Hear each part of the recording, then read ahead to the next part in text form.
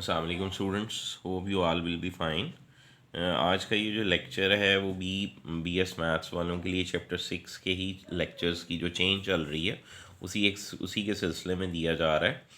और इस लेक्चर के अंदर जो सा है वो चैप्टर 6 के जो लास्ट लेक्चर के कॉन्सेप्ट्स हैं उनको ही थोड़ा सा आगे लेके जाया जा रहा है।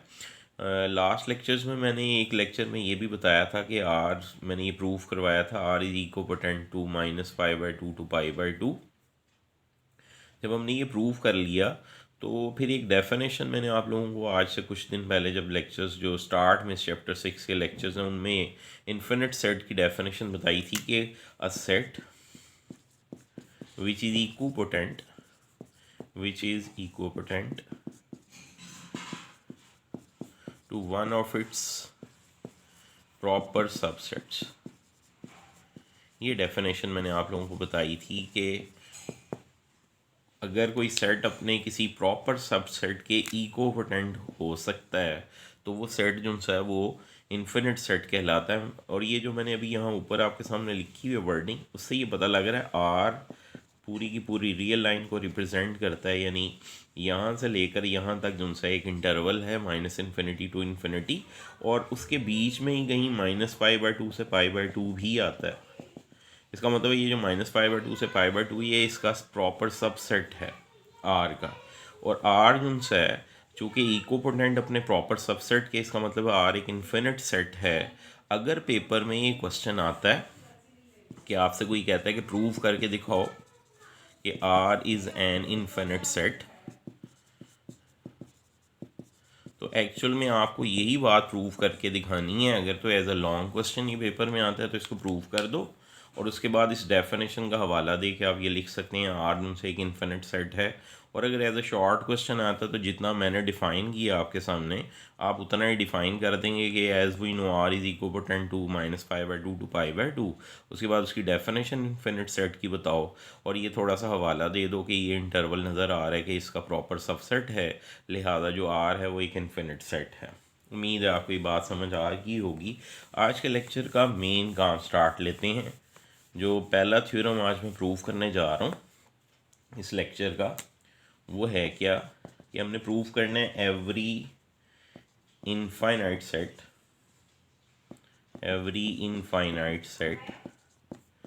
Have a denumerable subset.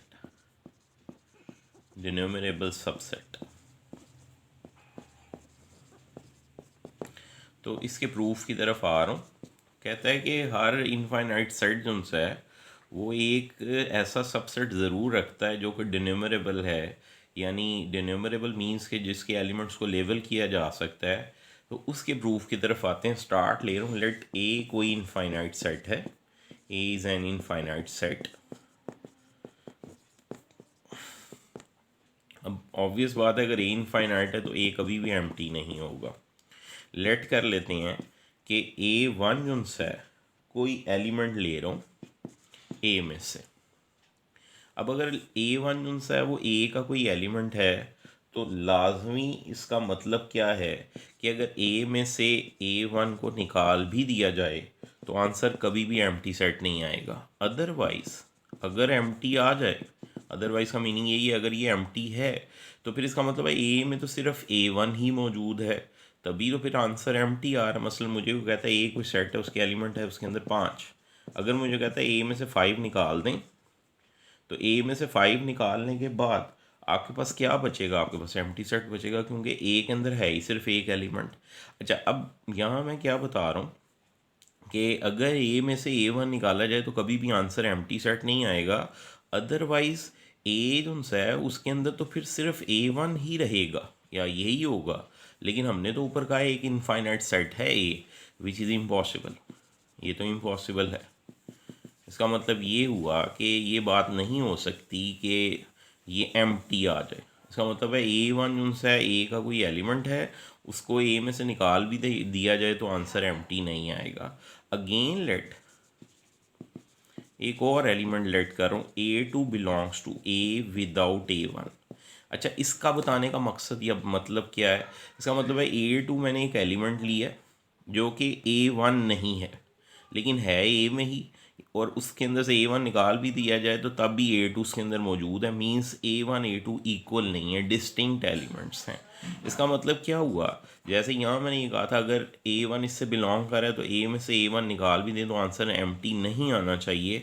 ऐसे ही अब A में से A1 A2 निकाल भी दें तो आंसर एम्प्टी नहीं आएगा। अदरवाइज अगर अब भी एम्प्टी आ जाएगा तो फिर इसका मतलब A के अंदर तो सिर्फ यही दो एलिमेंट्स हैं, और अगर ए के अंदर यही दो एलिमेंट्स हैं तो फिर ए तो इनफाइनाइट नहीं रहेगा, बिकॉज ऊपर तो बताया हुआ ए इज़ इनफाइनाइट, यहाँ ब्रैकेट में लिख दिया, इसका मतलब ए फाइनाइट हो जाएगा, इसका मतलब ए फाइनाइट हो जाएगा, विच इज़ इम्पॉसिबल, जो कि पॉसिबल नहीं है, विच इज़ इम्पॉसिबल। अच्छा, अगर ये भी पॉसिबल नहीं है, इसका मतलब ये हुआ कि अब ए के अंदर से एक और एलिमेंट हमने निकाला, A2 पहले A1 निकाला था। सिमिलरली इसी तरह अगर चलते जाएं, so by continuing in the same way, अगर हम इसी वे से चलते रहें, continuing in the same way, अगर हम इसी वे से चलते रहें, तो मैं इसे आगे लिख रहा हूँ, इसको रेज कर रहा हूँ। So by continuing in the same way we can get, हमारे पास एक हासिल हो सकता है, वी कैन गेट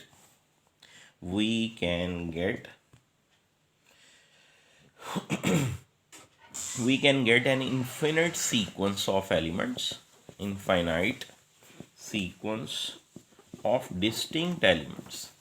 हमारे पास एक डिस्टिंक्ट एलिमेंट्स का एक सीक्वेंस आ सकता है, से उस सीक्वेंस का नाम मैंने बी फर्ज कर लिया, पहले A1 दिखाया था, ऐसे ही A2 निकाला, ऐसे ही A3 निकाला, और इन्फिनिट सेट है तो फिर उसके अंदर ऐसे ही एलिमेंट्स चलते रहेंगे, ये एलिमेंट्स जो उनसे निकालते जाएं तो एक सीक्वेंस आ जाएगा which is an infinite sequence, और ये सारे के सारे ए के अंदर से ही निकाले गए एलिमेंट्स होंगे। तो इसका मतलब है अगर ये सारे के सारे ए के अंदर से ही निकाले गए एलिमेंट होंगे तो बी लाजमी ए का प्रॉपर सबसेट होगा।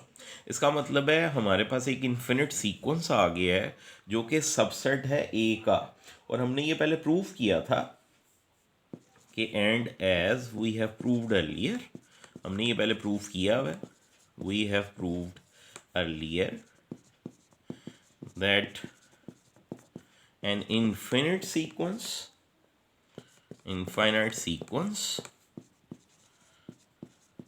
of distinct elements is denomerable। चूँकि ये हम प्रूव कर चुके हैं, इसके ऊपर मैं थोड़ी सी और बात करता हूँ। So this implies B is denomerable,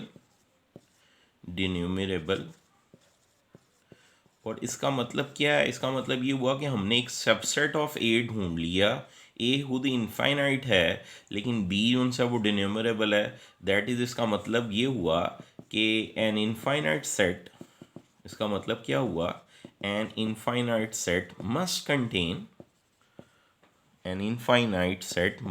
contain a denumerable subset. लाजमी किसी भी इनफाइनाइट सेट का कोई ना कोई एक सबसेट लाजमी डिन्यूमरेबल होता है। अच्छा, ये जो मैंने यहाँ हवाला दिया था कि हम लोगों ने प्रीवियसली प्रूव किया हुआ है, वो मैं थोड़ा सा रिकॉल कर दूँ कि वो क्या था, कि अगर ये बी एक infinite sequence of distinct elements था तो आपने ये बेटा प्रूव किया है B is equipotent to P, set of positive integers, और उसके लिए हमने एक फंक्शन डिफाइन किया था, नाम इसका बहरहाल बी नहीं था, उधर एक्स रखा गया था, और आपने उसको दिखाया कैसे था, डिफाइन कैसे किया था, F of A N is equal to N where N belongs to P, और फिर मैंने इसको शो किया था कि जो सा ये 1 की कंडीशन भी सेटिस्फाई करता है और ऑन 2 की कंडीशन भी सेटिस्फाई करता है। लिहाजा हम लोग अगर चाहें, अगर ये एक लॉन्ग क्वेश्चन आपके सामने आता है और 10 मार्क्स का आता है तो आप चाहो तो 5 मिनट लगते हैं, इसको भी दिखा दो साथ ही इसके प्रूफ करके कि वाकई हम लोग ये शो भी कर रहे हैं कि ये जो फंक्शन है ये वाकई जो सा बी से पी पे डिफाइंड है। ऑब्वियसली जो इसके डिफरेंट या डिस्टिंक्ट एलिमेंट्स हैं, इनकी जगह 1 लगाओगे तो फर्स्ट जो पॉजिटिव नेचुरल नंबर है या पॉजिटिव इंटीजर है वो आ जाएगा, ऐसे ही सेकंड लगाने के लिए इनको 2 लगाओ और 3 लगाओ और ऑनवर्ड्स ऑन चलते जाएं।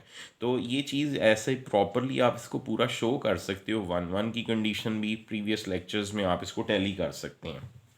तो ये तो था आज के लेक्चर का पहला इम्पॉर्टेंट काम, और अब मैं सेकंड इम्पॉर्टेंट काम की तरफ आ रहा हूँ जो काफ़ी इम्पॉर्टेंट है पेपर के पॉइंट ऑफ व्यू से। हम इसके अंदर क्या प्रूव करने जा रहे हैं, क्वेश्चन इम्पॉर्टेंट है, पेपर में आ सकता है। प्रूव ये करना है कि क्वेश्चन मैं लिख रहा हूँ कि प्रूव करके दिखा रहे हैं 0,1 एक इन्फिनिट जो आपके पास इंटरवल था, क्लोज इंटरवल, इज़ नॉट डिनोमिनेबल। अच्छा, अब यहाँ एक बात मैं आप लोगों को साथ शेयर करना चाहता हूँ। थ्योरम के प्रूफ की तरफ तो आऊँगा, उसको बाद में प्रूफ करते हैं, लेकिन जो मेन बात यहाँ बताना चाह रहा हूँ, बड़ी ज़रूरी चीज़ है, वो क्या है कि आप लोगों को मैंने डिनोमिनेबल की डेफिनेशन बताई। अब यहाँ से कुछ बातें समझ लो और ये डेफिनेशंस आपको क्लियर होनी चाहिए। डिनोमिनेबल के बारे में बताया था कि कोई भी सेट डी जो सा डिनोमिनेबल तब होता है जब वो इक्विपोटेंट होता है सेट ऑफ पॉजिटिव इंटीजर्स के, यानी पी के। ये मैंने आप लोगों को डेफिनेशन बताई थी। अच्छा, उसके बाद एक लफ्ज़ आ रहा है विच इज़ काउंटेबल सेट। ये डेफिनेशन मैं सामने आपके लिख रहा हूँ, इसको देखो सब लोग और ये जहन में रखना है आपने। काउंटेबल सेट क्या होता है? अ set which is either finite, या तो वो फाइनाइट सेट हो, और काउंटेबल, या वो काउंटेबल हो, इस कॉल्ड, दोनों सूरतों में उसे कहते हैं अ काउंटेबल सेट। इसका मतलब है, अब आपको यहाँ से एक बात तो ज़हन में रखनी है कि हर जो डिनोमिनेबल सेट है वो काउंटेबल है, हर जो फाइनाइट सेट है वो काउंटेबल है। तो ये बातें आपको ज़हन में रखनी है। कोई भी सेट जो है अगर वो काउंटेबल है, ये तो इसका मतलब है या तो वो फाइनाइट होगा या वो डिनोमिनेबल होगा। और फिर यहाँ से जो लास्ट डेफिनेशन मैं बता रहा हूँ उसके बाद थ्योरम स्टार्ट लेते हैं, वो है अनकाउंटेबल सेट। अनकाउंटेबल सेट, तो इसका मतलब इसके अगेंस्ट या इसके एंटी जाना है। अगर कोई सेट फाइनाइट नहीं हो और ना ही काउंटेबल हो, यानी ना तो वो फाइनाइट हो और ना ही वो काउंटेबल हो, तो फिर वो सेट जो है अनकाउंटेबल सेट कहलाता है। इसका मतलब ये हुआ कि अगर मैं इस इंटरवल की बात करूं, तो हम सबको पता है कि ये जो इंटरवल मैंने आपके सामने लिखा है 0 to 1, ये आप लोगों के सामने मैं पहले नंबर के ऊपर जो सा ये बात बता रहा हूँ कि ये फाइनाइट तो नहीं है। इसके एलिमेंट्स को आप जो से हैं वो गिन ही नहीं सकते, काउंट ही नहीं कर सकते, तो ये काउंटेबल भी नहीं है। इसका मतलब ये हुआ कि यही प्रूफ करने जा रहे हैं कि डिनोमिनेबल नहीं है। तो अगर ये डिनोमिनेबल नहीं है तो ऑब्वियसली पहले नंबर पे तो अगर डिनोमिनेबल नहीं है तो फाइनाइट भी नहीं है, और अगर फाइनाइट और डिनोमिनेबल नहीं है तो फिर ये एक अनकाउंटेबल सेट है। इसका मतलब है थ्योरम जो आपके सामने ऊपर लिखा हुआ है डिनोमिनेबल नहीं है, प्रूफ करना है, ये सेकंड शेप में इस तरह भी लिखा हुआ आ सकता है कि प्रूफ करके दिखाओ 0,1 इज़ अनकाउंटेबल। तो दोनों सूरतों में आपने जवाब उसी तरह देना है, चाहे ये क्वेश्चन आए चाहे ये क्वेश्चन आए। जो मैं आपके सामने प्रूफ कर रहा हूँ आपने इस तरह ही इसका रिप्लाई करना है। हम अब ये प्रूफ करने जा रहे हैं कि 0,1 जो इंटरवल है वो अनकाउंटेबल है। ये क्वेश्चन है, यानी 0,1 को प्रूफ करना है इज़ अनकाउंटेबल। अच्छा, अब इसको कैसे प्रूफ करना है, उसके लिए सपोज ऑन कॉन्ट्रेरी चलते हैं। पहले तो लेट कर लिया मैंने, इसका नाम एक्स रख लिया, ये इंटरवल है 0,1। सपोज ऑन कॉन्ट्रेरी, हमने ये सपोज कर लिया, suppose on contrary x is countable. हमने ये सपोज कर लिया है कि जनाब एक्स काउंटेबल है। अच्छा, अगर एक्स काउंटेबल है तो ऑब्वियसली, और काउंटेबल को एक्चुअल में हम ये काउंटेबल सपोज करके चल रहे हैं, and let it be डिनोमिनेबल।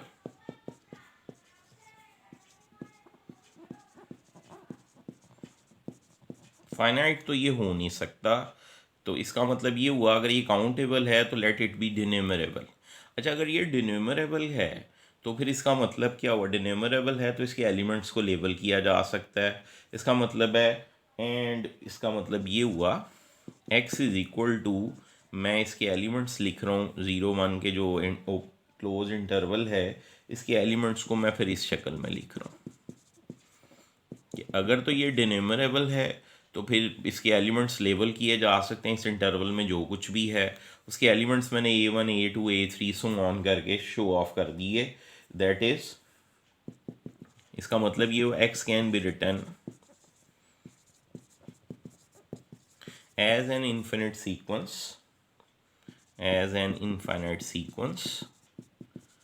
of distinct elements। आप लोगों को पीछे भी मैंने इस लेक्चर में ही अभी एक थ्योरम के हवाला दिया था, उसमें हमने ये प्रूव किया हुआ है कि infinite sequence of distinct elements denumerable है। चूँकि हमने इसे सपोज कर लिया है कि ये काउंटेबल है तो या तो ये फाइनाइट होना था और या ये डिनमरेबल होना था। ऑब्वियसली फाइनाइट तो नहीं है, तो फिर ये डिनमरेबल इसको लेट करके चल रहे हैं an infinite sequence of distinct elements.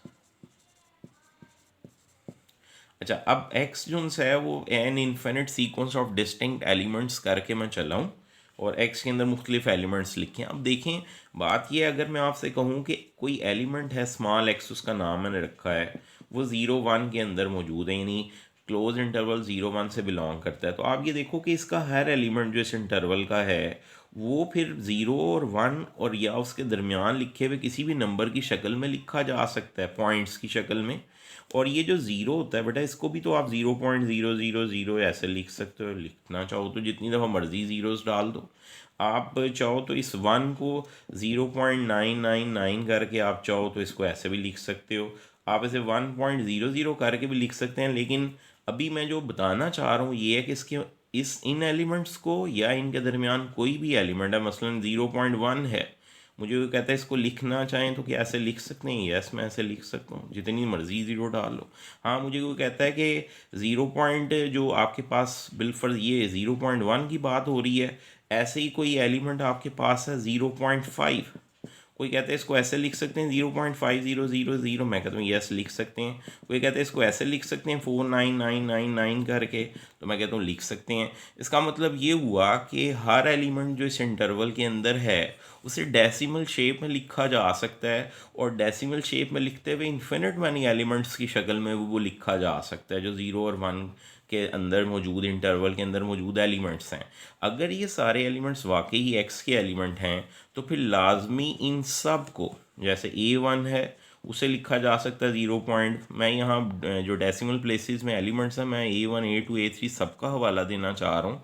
तो मैंने इसके जो डेसिमल प्लेसेस में लिखे हुए एलिमेंट्स हैं उसको लिखा D11 D12 D13 D14। ये जो सिंबल में ये जो मैं इसके इंडिसेस शो कर रहा हूँ, ये एक्चुअली फर्स्ट एलिमेंट के लिए पहली प्लेस पे 1 लिखा गया है, और फिर उसके बाद ये फर्स्ट प्लेस पे था तो यहाँ 1 आ रहा है, सेकंड पे तो लास्ट में 2 आ रहा है, ऐसे बस एक सिमिलैरिटी दिखाने के लिए। अच्छा, ये इन्फिनिट मैनी एलिमेंट्स हैं जो पॉइंट्स के बाद लिखे गए हैं, आप किसी भी नंबर को ऐसे लिख सकते हो। सेम इसी तरह इसको लिख रहा हूँ D21 D22 D23 D24 so on करके। A3 को लिख सकते हैं 0.D31 D32 D33 D34 and so on करके, एंड सो ऑन, ये ऐसे चलता जा रहा है सिलसिला। और ये जो जितने भी डीज लिखे हैं DIJ, ये एक्चुअल में या 0 है या 1 है या 2 3 4 5 6 7 8 9 में से कुछ भी हो सकता है। फॉर ऑल IJ कोई भी नंबर यहाँ जो लिखे हुए हैं उन सब के अंदर मैंने जैसे यहाँ दिखाया था कि वो कोई नंबर भी हो सकता है, तो हमने यहाँ उसकी जितनी पॉसिबिलिटी थी, ज़ाहिर है ये कोई ज़रूरी तो नहीं है ना बेटा कि यही नंबर जो मैं दिखा रहा था यहाँ 0.1 या 0.5 ही आना है। यहाँ कोई भी नंबर जो 0 और 1 के दरमियान आप सोच सकते हैं, मतलब ये है 0.1343729 ये भी, तो ऑब्वियसली ये जो नंबर मैंने यहाँ लिखा है ये भी 0 और 1 के बीच में ही कहीं से आ रहा है। तो इसका मतलब है हमने कहा कि अगर वाकई ही क्लोज इंटरवल 0 से 1 को अगर डिनमरेबल समझा जाएगा तो उसके जो एलिमेंट्स हैं उन्हें लेबल किया जा सकता है, और वो लेबल किए हुए एलिमेंट्स की जो शक्ल है वो ऑब्वियसली इन्हीं एलिमेंट्स की तरह लिखी जा सकती है। अच्छा, अब यहाँ से आगे चलते हैं। ये चीज़ ज़हन में रखते हुए हम थोड़ा सा आगे गए। हम यहाँ एक एलिमेंट ले रहे हैं, लेट कर रहा हूँ, उसका नाम रख रहा हूँ वाई। लेट वाई जो है वो बिलोंग कर रहा है इस इंटरवल 0 1 से जी। अच्छा, अगर वाई इसके बिलोंग कर रहा है तो ऑब्वियसली वाई को भी ऐसे ही लिखा जा सकता है 0 पॉइंट, यहाँ मैंने एज नाम रखे हुए थे तो मैं यहाँ B1 कह रहा हूँ, B1 B2 B3 B4 so on. मतलब अगर y जो सा इस इंटरवल में ही है तो वो भी डेसिमल प्लेसेस की शक्ल में ऐसे लिखा जा सकता है। और ये सारे जो बी आईज़ हैं, ये अब यहाँ जो लिखे हुए बी आईज़ हैं, इनके बारे में ज़रा एक बात समझ लो कि ये सारे बेशक बी आईज़ लिखे हैं लेकिन इन पे कुछ मैं रिस्ट्रिक्शन लगा रहा हूँ, तभी कोई मैं अपनी जो कॉन्ट्राडिक्शन है उसको प्रूव करने में कामयाब हो जाऊँगा। मैंने क्या किया कि यहाँ लिखे हुए जो एलिमेंट्स है, एक तो सीधी सी बात है कंफर्म, यहाँ मैं जो बताने लगा था वो ये था कि ये सारे बी आईज़ जो से हैं वो 0 से लेकर 9 तक कुछ भी हो सकते हैं। लेकिन अब मैं इन पे थोड़ी सी एक रिस्ट्रिक्शन लगा रहा हूँ। वो क्या कि ये तो उस सूरत में होगा जब 0 और 1 के दरमियान कोई एलिमेंट एक सिंपल सा ले लिया तो उसकी शक्ल यहाँ जब भी आपने लिखनी है तो 0 से 9 तक कुछ भी लिखा जा सकता है। एंड ये रिस्ट्रिक्शन भी लगा रहा हूँ। रिस्ट्रिक्शन लगाने की वजह से मैंने ये वाली लाइन को रेज कर दिया। मैंने कहा कि ये एलिमेंट्स, ये जो y है वो इस शक्ल में लिखा गया है वेयर B1 जो है उसको कहा कि वो सिफर नहीं है। यानी मैं y जो मतलब कोई भी एलिमेंट्स यहाँ 0 और 1 के दरमियान लिया जा सकता है। मसलन मैंने यहाँ लिया 1 2 3 4 5 6 2 3 1 9 सो ऑन। अब आप इस चीज़ को देखते हुए गैस कर सकते हैं कि मैं यहाँ जितने नंबर्स लिख रहा हूँ उनमें से कोई भी सिफर नहीं है। तो मैंने ऐसा ही ये y चूज़ किया है कि इसमें ना B1 सिफर है, ना B2 सिफर है, ना B3 सिफर है, एंड सो ऑन। जितने भी एलिमेंट्स हैं मसलन सो ऑन BN तक मैं जा रहा हूँ वो भी सिफर नहीं है। और ये एन जो सा है वो 1 2 3 4 कुछ भी हो सकता है। अच्छा, यानी ये चलता जा रहा है। आप इस आखिरी का रिस्ट्रिक्शन अगर नहीं भी लगाते तो इट्स इनफ कि आपने सो ऑन लिख दिया, वही काफ़ी है। अच्छा, ये जितने नंबर्स मैंने यहाँ लिखे हैं वो उनमें कंडीशन क्या लगा रहा हूँ कि जितने यहाँ नंबर्स लिखे हुए हैं अगर B1 चूज़ किया वो पहली प्लेस पे है तो इस पहली प्लेस का ये वाला एलिमेंट यानी B1 कभी भी इसके बराबर नहीं लेना। यानी मैंने सपोज कर लिया कि यहाँ जितने भी x के अंदर लिखे हुए एलिमेंट्स थे उनमें जो पहला एलिमेंट है उसका ये D11 जो है वो कभी भी इसके बराबर नहीं हो सकता। यानी यहाँ लिखा हुआ एलिमेंट इसके बराबर नहीं है, इस वाले एलिमेंट के बराबर नहीं है ये जो D11 लिखा हुआ है। अच्छा, उसके बाद जो सा सेकेंड वाला जो B2 है उसके लिए सपोज कर लिया कि B2 इस जगह पे मौजूद D22 के बराबर नहीं है।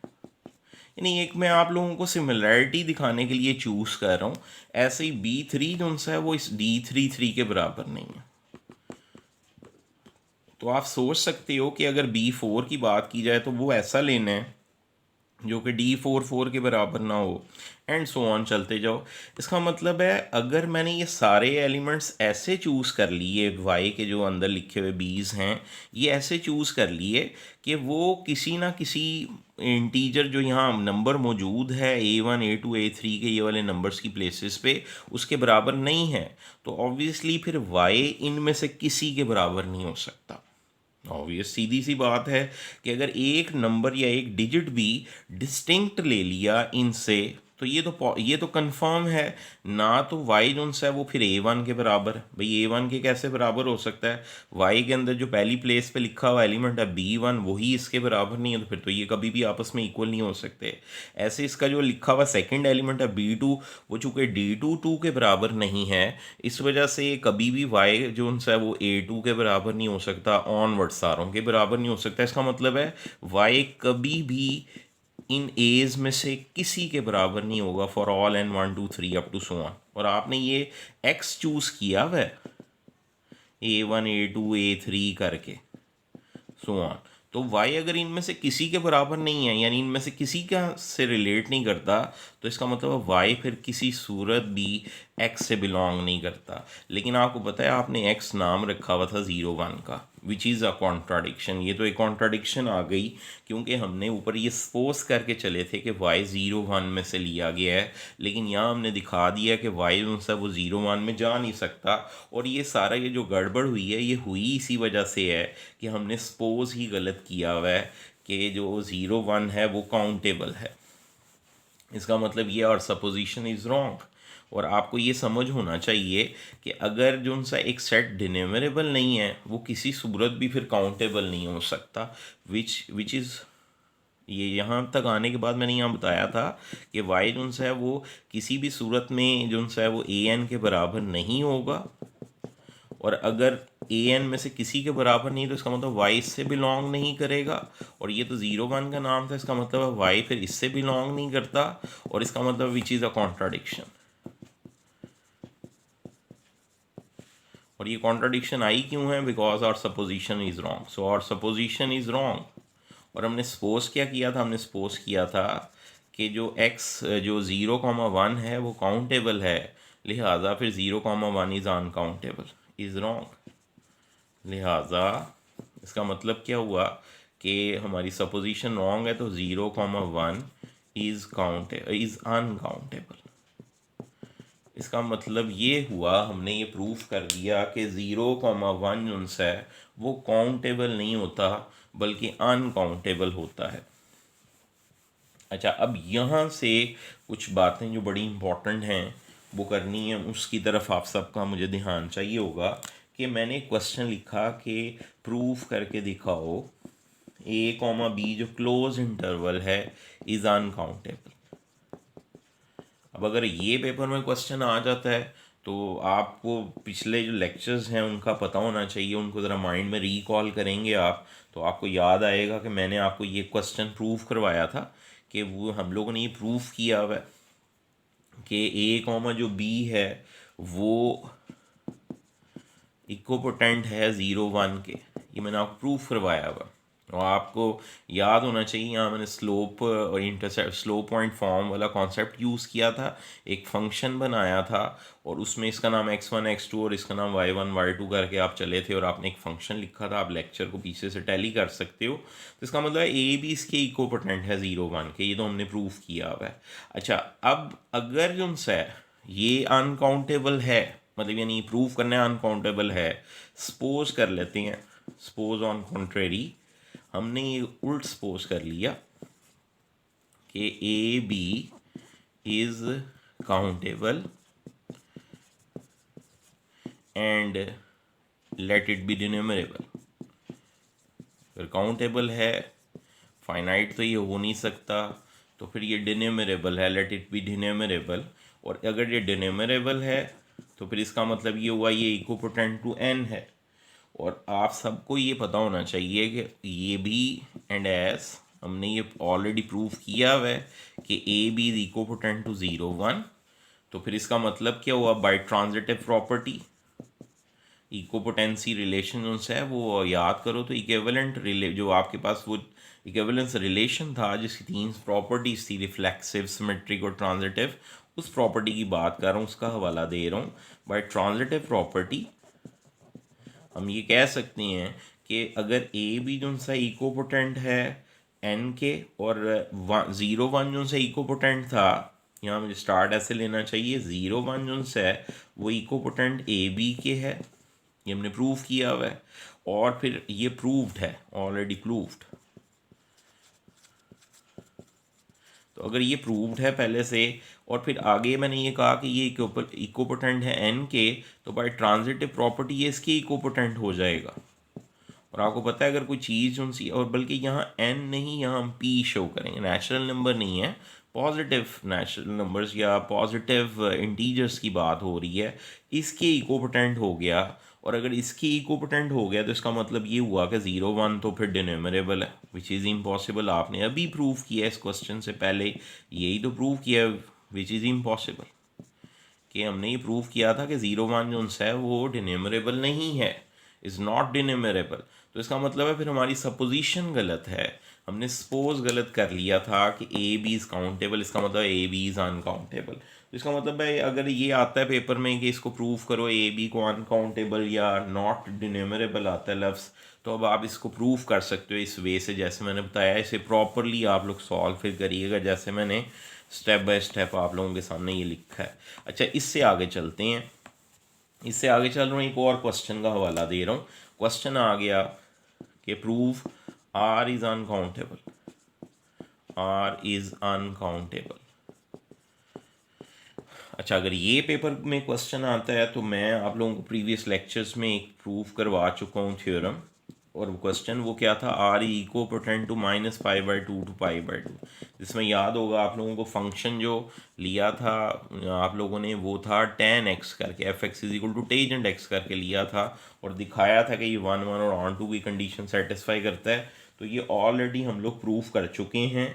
अच्छा, फिर उसके बाद एंड -π/2 जो है और π/2 उसको इको पोटेंट हम लोग प्रूफ कर चुके हैं 0 1 के।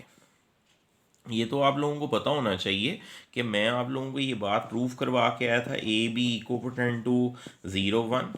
ऐसे ही आप इसको प्रूफ कर सकते हो, ए बी इक्वोपोटेंट टू 0 1, और ये ए और बी की जगह यहाँ लफ्ज़ लिखा हुआ -π/2 to π/2। तो इसका मतलब है ये दो बातें हमने ऑलरेडी प्रूफ की हुई थी, और फिर मैंने ये भी प्रूफ करवाया हुआ है, ऑलरेडी प्रूफ्ड, ये भी प्रूफ करवाया। अगर ये लॉन्ग क्वेश्चन आता है, अगर ये पेपर में लॉन्ग क्वेश्चन आता है तो फिर इसको प्रूफ करना कैसे, लिखना कैसे, वो भी बात करते हैं। ये भी मैं प्रूफ करवा चुका हूँ कि ये इक्वोपोटेंट है इसके। अब आप लोगों ने एक्चुअल में करना ये है कि अगर तो ये लॉन्ग क्वेश्चन 10 मार्क्स का आता है तो आप इजी जो काम है वो ये कर सकते हो कि इन तीनों में से किसी को प्रूफ करके एक को आप शो ऑफ कर दो, या आप इसको प्रूफ कर दो, बाकी दो की ज़रूरत नहीं है, या आप इन दो को प्रूव कर दो क्योंकि स्मॉल छोटे हैं, ये थोड़ा लेंथी था, तो आप इन दो को प्रूफ करके दिखाओ और इसका हवाला दे दो, रेफरेंस दे दो कि ये ऑलरेडी प्रूव्ड है, कि हमने ये प्रूफ किया था। इसका मतलब ये हुआ कि आर इसके इक्वोपोटेंट है, ये आगे इसके इक्वोपोटेंट है, ये आगे इसके इक्वोपोटेंट है। बाय ट्रांजिटिव प्रॉपर्टी जो इक्वोपोटेंसी की है, तो हम ये कह सकते हैं फिर इसका मतलब आर इसके इक्वोपोटेंट है। और आपको पता है कि ये जो सेट है, ये जो सा सेट है ये अनकाउंटेबल है, लिहाजा आर भी अनकाउंटेबल है। बिकॉज अगर आर को सपोज करके चलें, जैसे इसे पिछले क्वेश्चन में मैंने हवाला दिया, अगर आर काउंटेबल होता and let it be denominable